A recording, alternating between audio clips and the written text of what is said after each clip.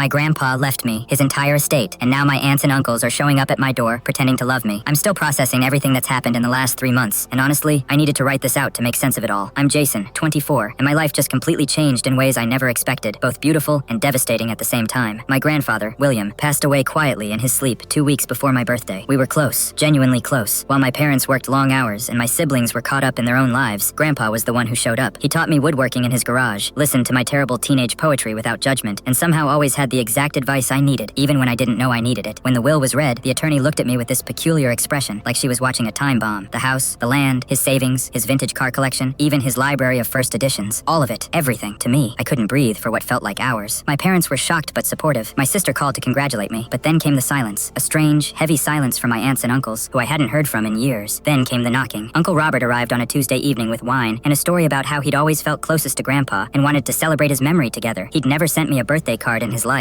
Aunt Patricia showed up the next day with homemade pie and suddenly wanted to discuss how lonely she'd felt and how she hoped we could be real family now. I hadn't seen her since I was 12. My Uncle David called 3 times in one day, something he'd never done before, talking about how the family was too divided and how we should all come together, preferably at Grandpa's house. When I hesitated, his tone shifted. He asked about the property value and whether I'd thought about what comes next with those assets. That's when it clicked. I started documenting everything, every visit, every carefully worded conversation, every reminder about family obligations and traditions. Uncle Robert mentioned needing a loan. Aunt Patricia asked if I'd consider letting her live in the cottage on the property. Cousin Michael, who used to make fun of me in middle school, suddenly became my best friend on Facebook and wanted to visit weekly. But here's the thing, this estate, this inheritance, it also became a mirror. It showed me exactly who my real family was. My sister, who never asked me for anything, just checked in to see how I was doing. My mom, who offered to help me navigate the legal and financial aspects without any agenda. My best friend David, who literally said, "Dude, this is insane, but I'm here for you, not your stuff." And it showed me something beautiful about Grandpa too. He'd left me more than money and property. He'd left me a test, an actual character test, because he knew this day would come. In a letter the attorney gave me separately, he wrote, "Jason, if you're reading this, people's true colors have probably started showing. Don't let their disappointment harden you. Use what I'm leaving you to build something good. Be better than greed, even when greed comes wearing a familiar face." I hired a lawyer and set up clear boundaries. I declined the loans, the requests to move in, the family meetings. Some of them got angry, some got manipulative, some stopped calling entirely. But I did something Grandpa would have done. I established a small scholarship in his name for kids from our community who needed help. I kept his house as it was, a place for genuine people who actually gave a damn. And I reached out to the family members who mattered, the ones who'd loved me before the estate existed. 3 months ago, I lost my grandfather, but I also found clarity about what family actually means. It's not blood, it's not proximity, it's showing up when there's nothing in it for you. My aunts and uncles taught me that accidentally. Grandpa taught me it intentionally. I'm keeping the house, I'm keeping the memories, and I'm keeping the people who chose me, not my inheritance. Edit. Wow, thank you for all the comments and the awards. I wasn't expecting this to blow up. To answer some FAQs, yes, I'm doing therapy about this. Yes, some of them have tried to contact me after seeing this post. And yes, I'm okay. Better than okay, actually. Grandpa would be proud.